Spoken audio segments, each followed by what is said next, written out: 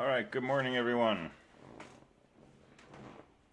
So question in chat: getting permission denied when you try to open the README for ODP 407. So this is another question that came up multiple times in the past few days. So hop onto the Linux server. If you say /temp/readme 407, you're going to get a permission denied, because what you're trying to do here is execute a script or a program, and this is not an executable program, it's a text file. If you want to read the contents of a text file, easiest way is cat, and that'll show you the contents. You can also use more, but if you just type in /temp, it tries to run it, and it deliberately sets the permission bits to say you're not allowed to do that. So really really common mistake. Not a big deal. All right, you can also use VI, but please don't, because if people use VI, then you can't change it, but you can end up confusing other people if they also try to use VI, and you create temporary files and things like that. You can also copy it into your own directory if you want a copy of it, but there's no reason for that. But yeah, lots of options, but it's basically just a text file. So you can do all the text file things that one usually does. Alright, so my plan is to go over ODP 406, 407, make some general comments about Bash, general comments about the ODPs, and then dig back into this idea of what goes on inside a hello world.c file. But other questions before we jump into all of that? We can take those up front.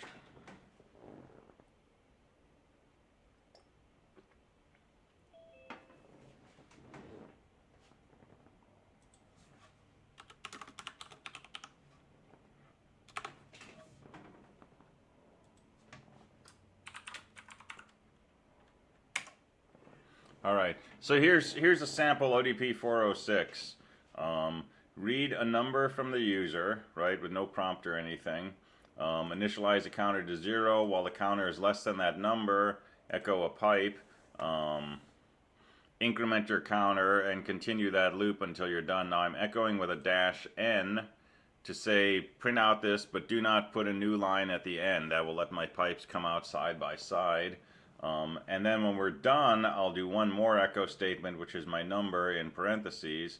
And without a -n switch, this will automatically put a new line at the end. So if I run this and I say I want 5 pipes, there's my 5 pipes. That's not going to get me 10 out of 10 on the assessment, though, because I'm not supposed to put spaces in between the pipes. Now, if I was grading this, I would look at this and I would say, okay, yeah, you got 5 pipes out, that's fine. But there's not supposed to be spaces in there, right? So this is, again, you know, making sure you follow the prompt exactly. Actually, like that. So now if I do ODP 406 and I say I want 5 pipes, it gives me 5 pipes. Okay, so that's one way to do it. There's other ways you can do it. You can do a while loop where you start at the number and you count down to 0, and so on and so forth.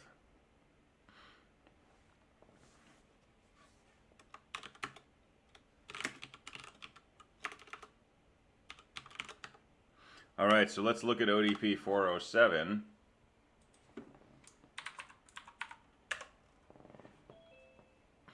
So 407, you're writing a bash script which starts with a number sign. That's your prompt. It's a single character. No spaces, no new line at the end. Just print out a number sign. Read a number from the user. If it's between 1 and 4, print OK and exit.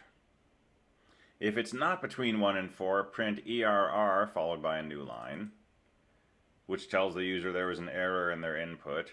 Print the number sign again. Wait for them to type in a number. See if that number is between 1 and 4. If it is, say OK and exit. Otherwise, say fail and exit. All right, I'm putting a note on here. Don't use read-p for these ODPs. Okay, read-p does not output the same way as an echo statement. So eventually we'll talk about standard in, standard out, and standard error. But if you're curious, read-p outputs the standard error, not standard out. Okay, and these ODPs, they want you to do your output to standard out. So use an echo-n instead of a read-p. That's just a thing. All right, so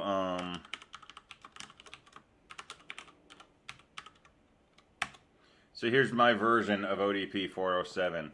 There's the number sign prompt. It's waiting for me to type in a number. If I type in a number between 1 and 4, it says OK and we're done.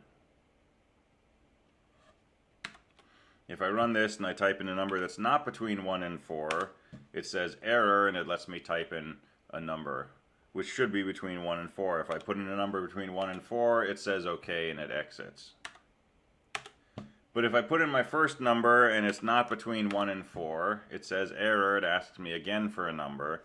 If my second number is not between 1 and 4, then it says fail and it exits.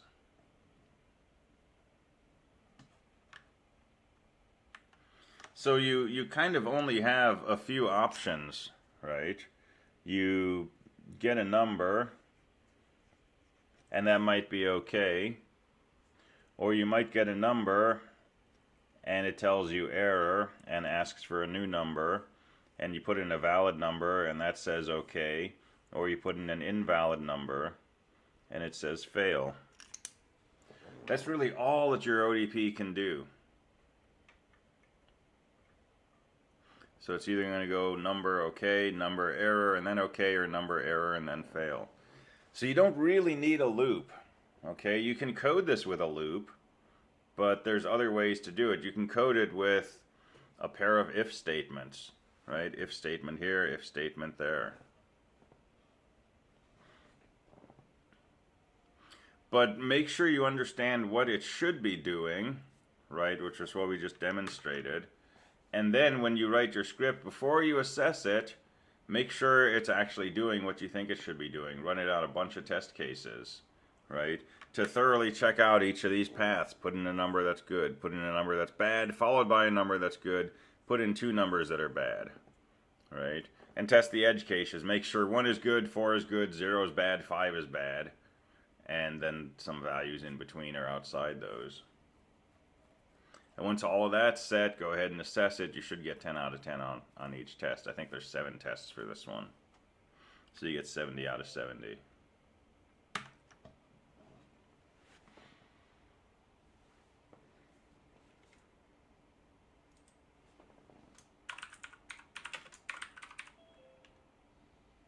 All right, let me talk again about getting help on these things.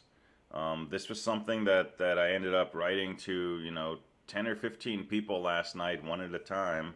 So let me say this again to the whole class here and now.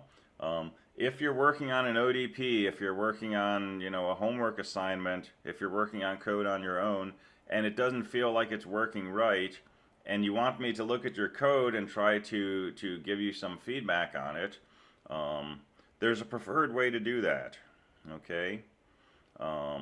If you send me a screenshot, if you send me an attachment, if you send me a link to the cloud, right?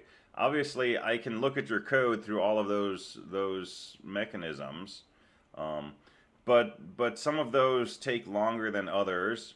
Some of those give me the ability to look at your code but not actually execute it. Some of them give me the ability to look at your code on my computer but not on my phone, or on one particular computer, or require me to download something and then open it in an external program, or allow me to look at your code but not respond to your message, right? So it feels like I'm giving you this big specific set of guidelines for how you should send me your code. It's not just because I'm being picky, okay? It's to try to maximize the chance that I can give you some meaningful feedback on your code. Okay, and if you tell me, here's my ODP, and it's not working, what's wrong?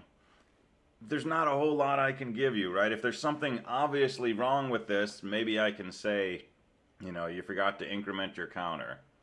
But, you're all pretty good programmers. you're probably making mistakes that are fairly subtle, and there's a good chance that the errors you're running into are not with the code itself. It's with how you're using the code. It's with how you're assessing the code. It's with how you're driving the code. Okay? And I need to see all of that to be able to effectively give you help. So here's an example of how you could ask for help, right? So let's say you're doing this. I don't know if I can come up with a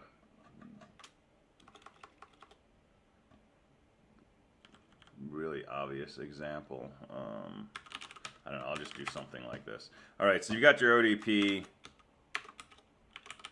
and you run it, and you ask for 5 pipes, and there's 5 pipes, right? And it works great. And so, you know, you send me your while loop, and you say, hey, here's what I'm doing, you know. Okay, so this would work better. Start a new terminal session, or clear your screen, or put in a bunch of spaces or something like that, so that you know where you're starting.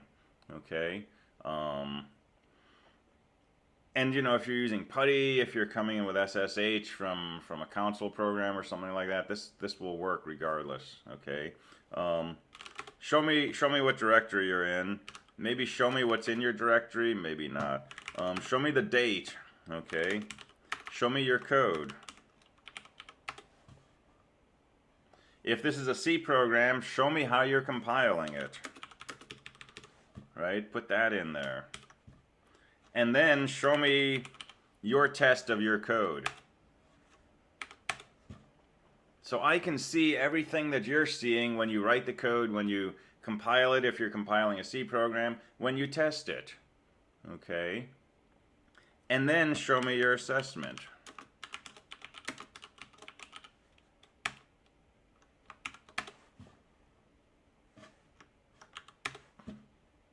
All right, now go back, take all of that,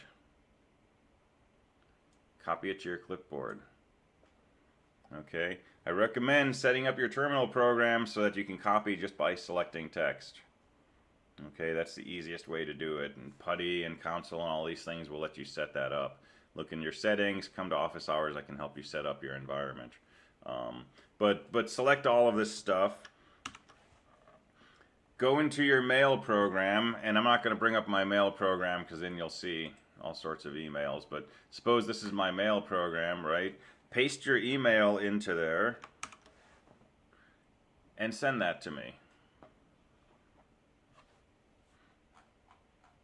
All right. If you've got a lot of code and it's indented and so on, find yourself a monospaced font. So I'm in Google Documents right now, but you know, on a mail program, same thing. You can do unformatted text. You can find a font that's monospaced and so on.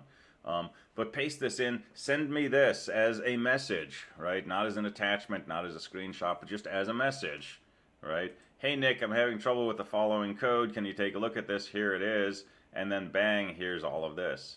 Okay, now I can look at this. And I can see, you know, here's your code, and this looks pretty good. Well, there's an extra echo statement at the end.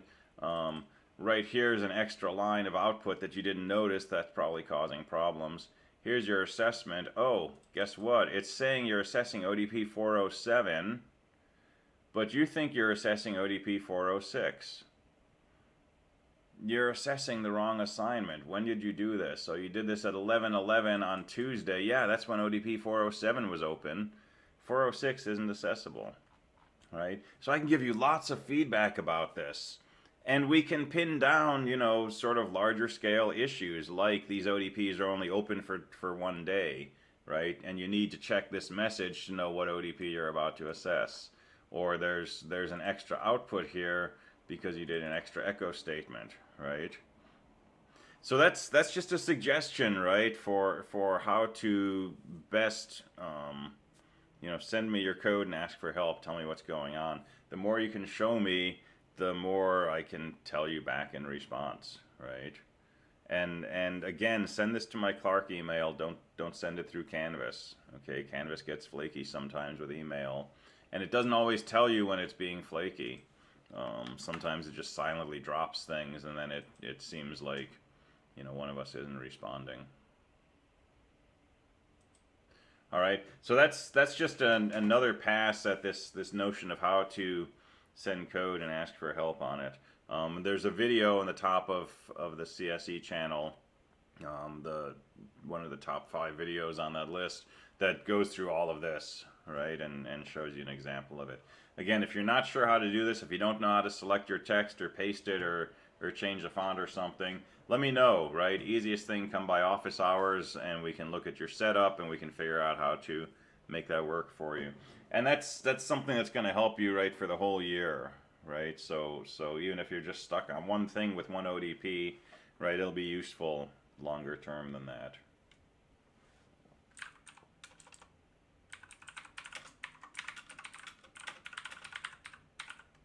All right, along those lines, how do we write bash code in order to get credit for it? Okay, this is something that we talked about week 1. If you go to the bash summary on Canvas that talks about how to write while loops and if loops and assignment statements to do arithmetic, right here in the beginning, bold text, it says if you want to receive credit on assignments, homeworks, tests, exams, and so on, you need to use these constructs. Okay, I'm going to stick with this. So ODPs are graded automatically, and you can be doing pretty much anything inside an ODP. As long as its behavior is correct, you're going to get credit.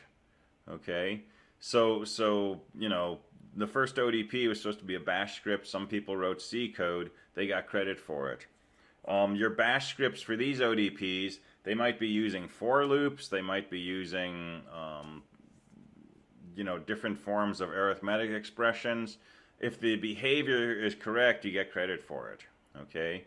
But for your stick program, homework 3, for code you write on midterms and exams and so on, I'm grading that manually. And you're required, absolutely, to only write bash code using these constructs. Okay, if you write a while loop, it's got to look exactly like this. While space, bracket, bracket, space, condition, space, bracket, bracket, new line, do, new line, the body of your while loop, new line, done. Okay, and it's got to be exactly like that.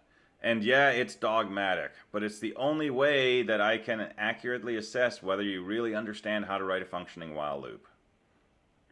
And so sometimes you can use parentheses, sometimes you can use 1 square bracket, sometimes you can use a less than sign to compare numbers instead of a dash LT, but sometimes you can't, right? And if you write code that happens to work for an assignment, but you don't really understand the full syntax of that, then you get to a job interview and they say, okay, write me a bash script to, you know, do such and such, and you can't do it correctly, and there goes your job, right? So I want to make sure that when you leave this course, you know at least one method perfectly to write while loops, to write if statements, to do if then else's, to do arithmetic on shell variables. Okay, and so this is our target, and it's in this list of bash statements, and it's not a lot of wiggle room, right? While loops always look like this. String comparisons always look like this to see if things are equal, or this if things are not equal. Nested comparisons or combining comparisons looks like this. If statements always look like this. Comparing numeric values, you always use dash LT or dash GT or dash LE and so on and so forth. Okay, these constructs. So if you're doing something different on the ODPs, that's fine for the ODPs, you'll get credit for it. The thing is, the ODPs are meant to be practice. They're meant to be a way for you to check your understanding of what we're doing on the programming assignments and what we'll be doing on the exams, right? So it's in your favor to stick to these rules for the ODPs especially, even though the ODP will still give you credit if you use some different construct, right? It's your chance to know, do I know how to use these things? And so when you're writing the ODPs, you know, your ideal is, here's what I need to do. Okay, close your notes, right? Or only open your page of notes that you're going to use for your exam and try to write your ODP. And if you really don't know how to do that and you want to go back and look at videos or do some Googling or look at the text or something, right, you can do that. But again, use the ODPs as a way to self-assess. use your ODPs to say, do I know how to do this? Am I ready for this part of the exam? And if you can write out these ODPs without having to, you know, go out and look at external resources and so on and so forth, you're ready for the exams, right? And you don't need to worry about what should I study, what should I memorize, what should I drill into my brain. It'll be second nature, right? We're writing a lot of Bash in this course, we're writing a lot of C in this course, and if you can be consistent in how you're doing that, it's just going to sink in all the better. All right, and the ODPs build into the assignments, right? ODP 406, ODP 407, those are pieces of your stick program, right? They'll need some modification, but the logic of ODP 407, that's the logic for asking the user how many sticks they want to take. So it's not just busy work, right? The time and effort you spend writing ODP 407 comes out of the time and effort you have to spend writing your stick program. All right, so these things leverage each other.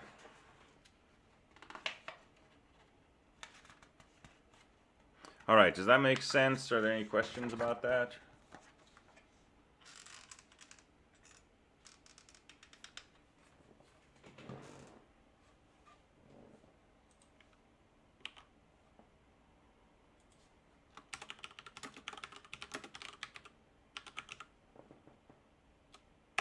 So let's break down Hello World. So here's a hello world.c, or hello.c, right? Hello World is sort of our quintessential basic C program. It's the minimal that you have to do in C or any language to get some kind of output, to know that you've written a program in this language. So here's sort of the minimal 5-line version of a hello world. So include standard IO, integer main, curly bracket, print hello, closing curly bracket.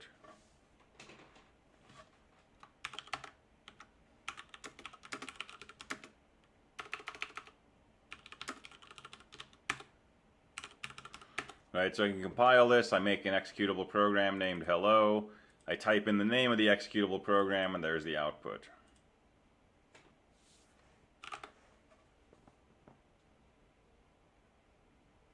Alright, so I don't remember how far we got through this yesterday, but suppose I skip that first statement, that include, and I compile, I get a warning, which says something about implicit declaration of built-in function printf hello. Well, this is how I learned to do a printf statement in 121. This is how I've always done a printf statement. Why am I getting a warning about it? Well, it actually tells you on the next line. Note, include standardIO.h. Right? So it knows what you were probably trying to do and what you didn't do, and it's saying, hey, you should put that include in there. Right? So go ahead and put the include in, and now when you try to compile, it should work fine without any errors or warnings.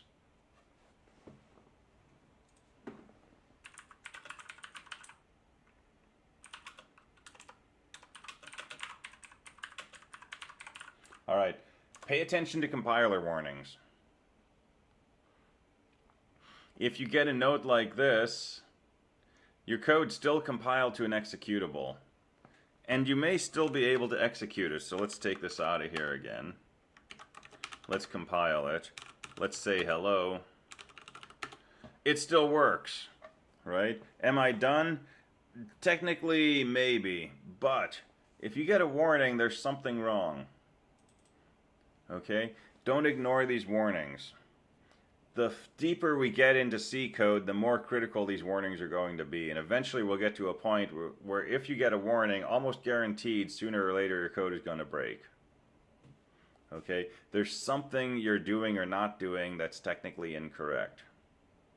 And just because your code happens to work right now doesn't mean it's going to work when somebody else runs it, or when it gets run under different circumstances. So you really want to dig into these warnings just like you would errors. Okay, errors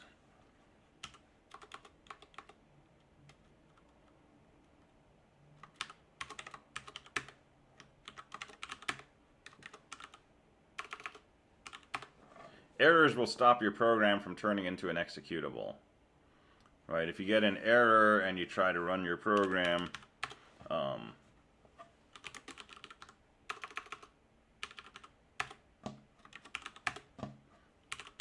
right? You won't actually get an executable program.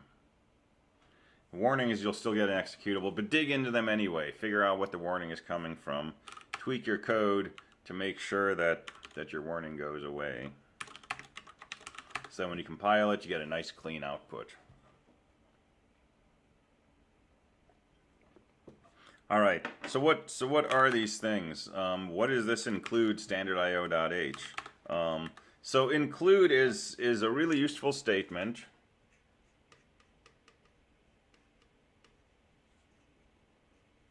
And it generally looks like this: number sign include space, and then something that specifies a file.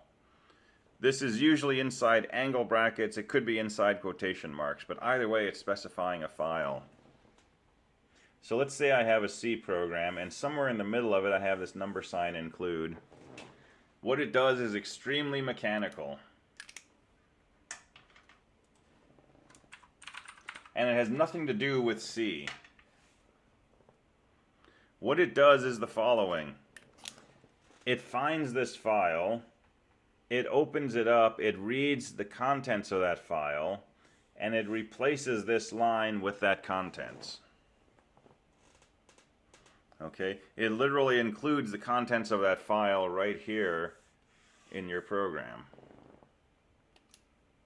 And that's all that include does. So it's really just opening this file, pulling out its contents, plopping it right here in your C program, for example, right? And then compiling that big C program now that has this stuff included at that point. And if I have multiple includes, right, then at this point file 2 would be open, the contents of that would be read, and this would be replaced with the contents of file 2. And so it's a way to take files that have useful information in them and basically select them into your program right here without having to type them in. That's all that include does. Has nothing to do with C, has nothing to do with compilation. It's a text file operation. Okay? And that's really important to keep in mind when we come back to make files. We'll talk about this in more detail. But it's really just a manipulation of text files.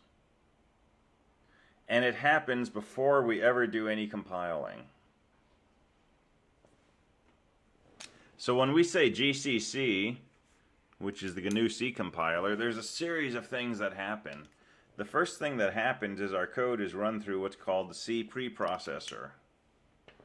And CPP simply takes your file, processes things like these number sign includes, and creates a new file.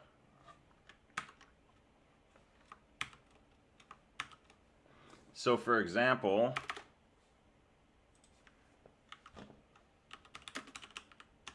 if I say cpp hello.c, right, I get a bunch of output. Let's run that through more so we can look at it one screen at a time. Here's what the output of the C preprocessor is. It's a bunch of things with number signs in the front.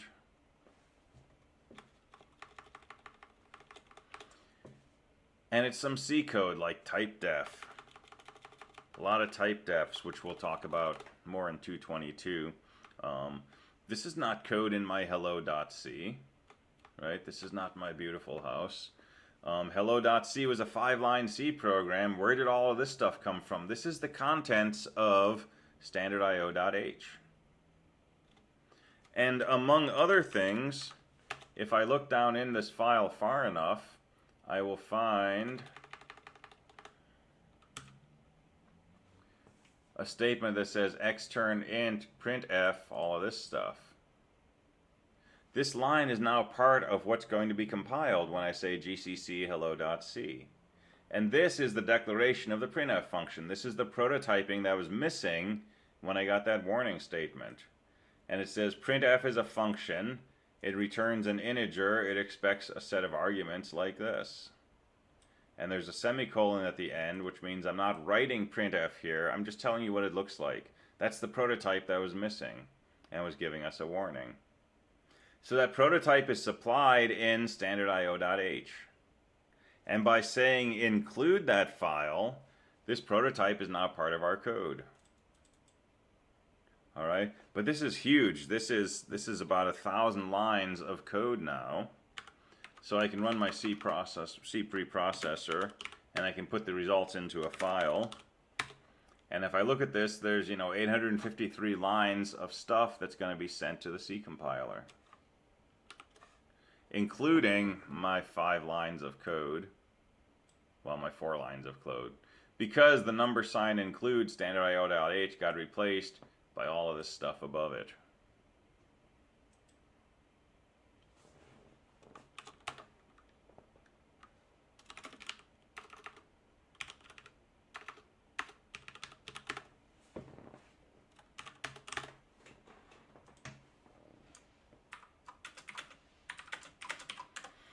All right, so we're including angle bracket standard.io.h. The other thing you can do is you can include a file inside double quotes. The only difference is the angle brackets tell it where to find the file. So if I say include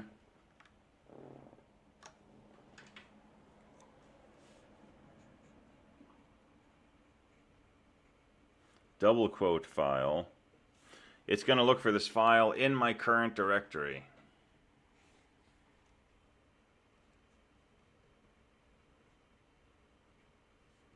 If I say include, /user/haha, it's going to look for this file, haha, in a directory called /usr.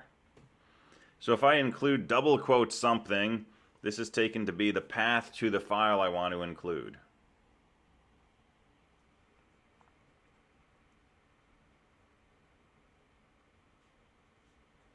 So there's a particular directory, /usr/include. That's where standard.io.h is found. So if I say include double quote /user/include/standard.io.h, that includes standard.io. But we make this statement so many times that having to constantly say /user/include is a pain. So we have a shortcut for that, which is to use angle brackets.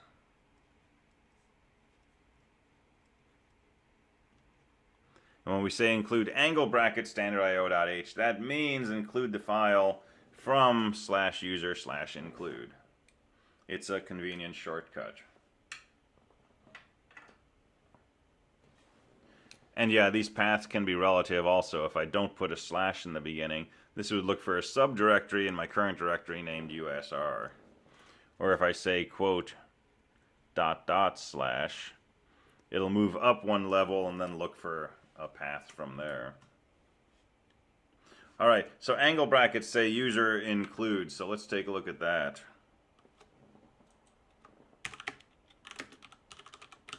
So let's just go into the user include directory and see what's in there. It's a bunch of .h files, including standard.io.h and strings.h and math.h and all these other things that we include sometimes. So here I will use VI because this is a big file. So let's look at standard.io.h. It's 946 lines. So copyright information, right? Free Software Foundation. And mostly what you find in here are other preprocessor directives, things that are understood by the CPP command. And some actual stuff like, declaring a structure called _IO _file. You see lots of things with underscores or multiple underscores in the beginning. Usually when we make variables, when we use things ourselves, we don't put underscores in the beginning. Those are kind of reserved for include files and things like that. And down in this file, again, we find the declaration of the printf function.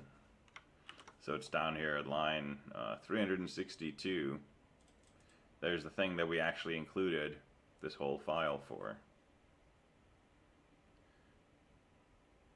But just because we're including 1,000 lines in our .c program doesn't mean that we get 1,000 lines worth of stuff in our executable image. A lot of this stuff is just kind of setting things up. If you want to use the function fprintf, here's what the prototype looks like. But if you don't use fprintf, this doesn't cost you anything. Okay, it's pretty efficient.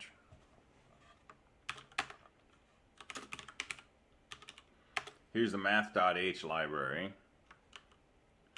And this is primarily prototypes. So there's some constants. There's e, there's a log base 2 of e, there's a log base 10 of e, there's a natural log of 2, there's pi, square root of pi. No, that's not pi, it's pi over 2. And so on, right? These are all constants that you can use once you've included math.h. I can say m underscore 2 underscore pi and get 2 divided by pi.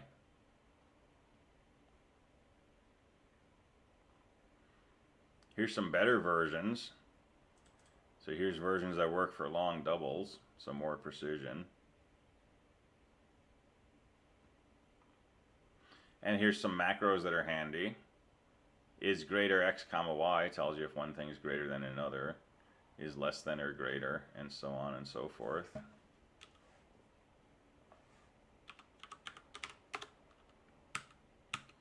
And there should be things like square root prototype. I think those are included somewhere else. So include files can contain include files. So depending on what machine you're on, this math.h might also include bits / mathinline.h. And include files are like a whole world unto themselves. You can lose yourself pretty deeply in there. And it can drive you a little bonkers writing these things. It'll drive you really bonkers trying to go back and read them. But we don't have to worry about that, right? We want to do a square root. We check the manual page for it. It says include math.h, link with -lm, and pass a double, get back a double with the function name sqrt. That's all we need to know about it.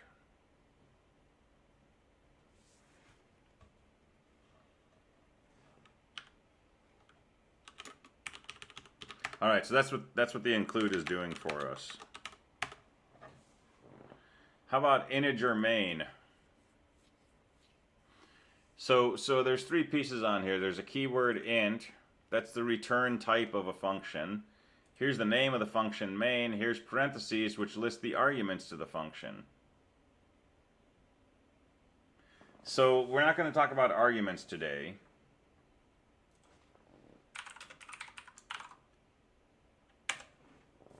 We'll talk about those later, but this is your integer argc, comma ** argv, right, and all that that entails. But if we're not passing command line arguments to a function, we can just say main parentheses parentheses. All right, main is the name of the function. And if I call it my main, it will still compile, but it won't build an executable program. And the reason it doesn't, I get this error which says undefined reference to main. So main is a special keyword. When you compile a C program, it's expected that there is one function named main. And that function is the function that executes when your program starts. So the linker, which takes your compiled code and turns it into an executable, is a program called LD. And LD is giving an error here. A returned 1 exit status. And the reason LD failed was it could not find a function named main. So LD is just a program. You can look at the manual page for it. It's the linker. It takes what we call object files, which are compiled C programs, puts them together into an executable. When we talk about make files, we'll discuss the linker and object files in a lot of detail. But this is a whole nother world. This is where C code and the operating system kind of meet. And that's another place you can lose yourself in pretty quickly. All right, so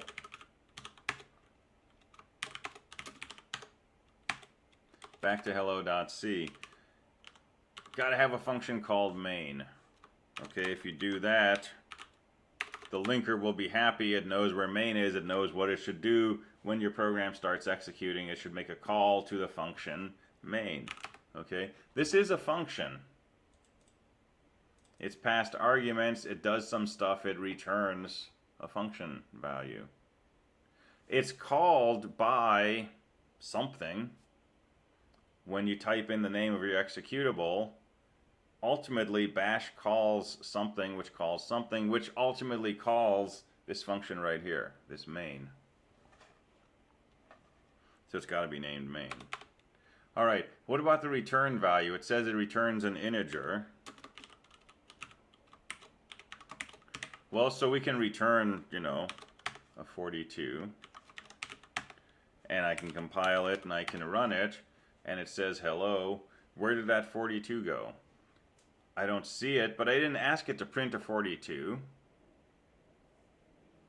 It's just the return value from the function. Whatever called it, right, if there was some piece of code inside bash which said, you know, return value equals main parentheses blah blah blah, that would make a call to this function main. It would execute this code, and then when this said return 42, that variable inside bash where it said, you know, return value equals main, that return variable would now be equal to 42. But we ourselves, when we just say, you know, run our program, we don't see that number, but we can still access it. So there's a bash variable, $?, which shows you the return value from the most recently executed command. Well, the most recently executed command was hello. So if I look at the value of $?,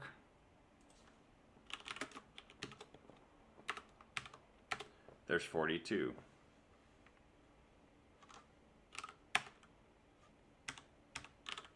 And if I wrote this program to return 1, 2, 3, and I look at the value of $?, it's 1, 2, 3. All right, so you can get a hold of the return value from a C program by looking at the $?, variable. Okay, but this changes, right? If I look at $?, now, it's equal to 0. Why is that? Because the most recently executed command was echo. And echo returned a 0 saying it ran successfully. So when I look at $?, it says 0. If I type a command like this and I look at $?, it's not 0, it's 127. That means there was a command that it couldn't find. If I run GCC on a file that doesn't exist and I look at $?, it's equal to 1. That's the command, that's the code that GCC returns to say you asked me to compile a file that I didn't know how to find.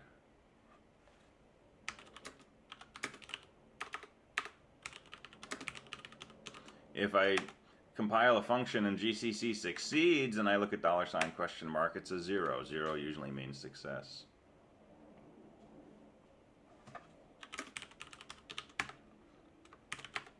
So that's what that integer is doing right here. Okay, it's saying this is going to return an int. And if we don't specify a return statement, well, C is pretty forgiving. We fall off the end of the earth and, you know, things still work. But technically we should return, and if you don't set up C to be quiet, it will warn you. If you don't have a return statement and you say int, it'll say, hey, you didn't return an int. Right, so again, make sure you're returning an int, or if you don't want to return an int, if you don't want to return anything, you can make this void. And void says, I'm not going to return a value.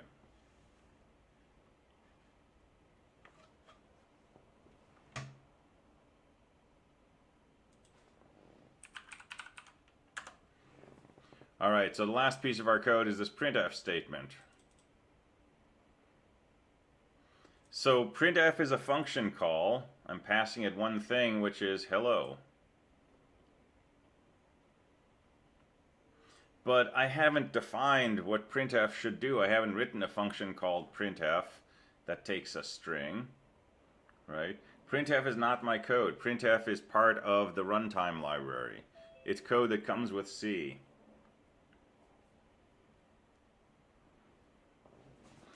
But again, when I link my code, so when I say GCC, so here's source, I compile this, we actually get an object module, but we don't usually see it. That goes through a linker.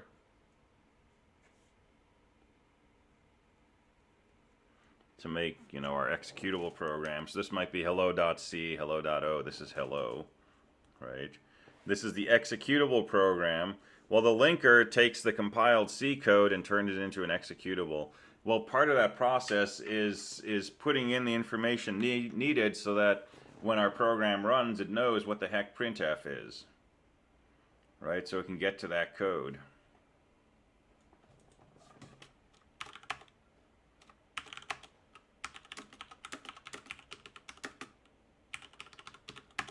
So if I compile with a -g switch, I can run a utility called GDB, which we'll learn about a lot later in this course. GDB hello lets me run this in what's called a debugger. And I can look at my original program, and I can see I'm about to execute this printf statement.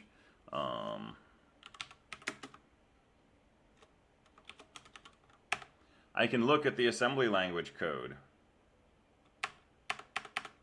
And I can see that to execute this print statement, I'm about to say move things from this memory location, right? Move this memory address into this register, and then make a call to this location, which is apparently something called puts.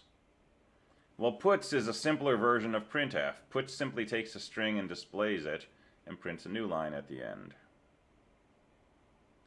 And the compiler said, yeah, you said printf, but you're not really parsing any arguments. You're not really converting things with a %d or a %f.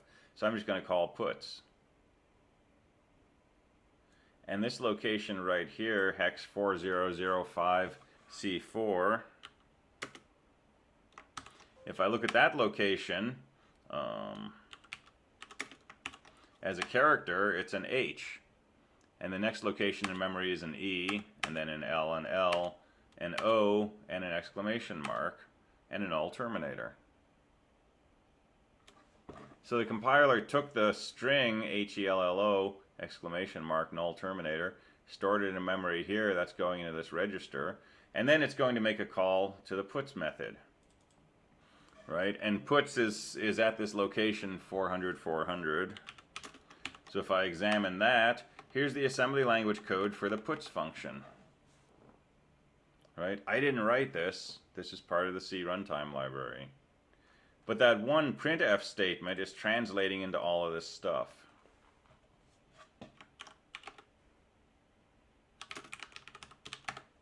So it's just a function call, but it happens to be a function call to a function we didn't write ourselves. All right, so question, would we use $ include with parentheses if we wanted to call files from our homework 003 directory?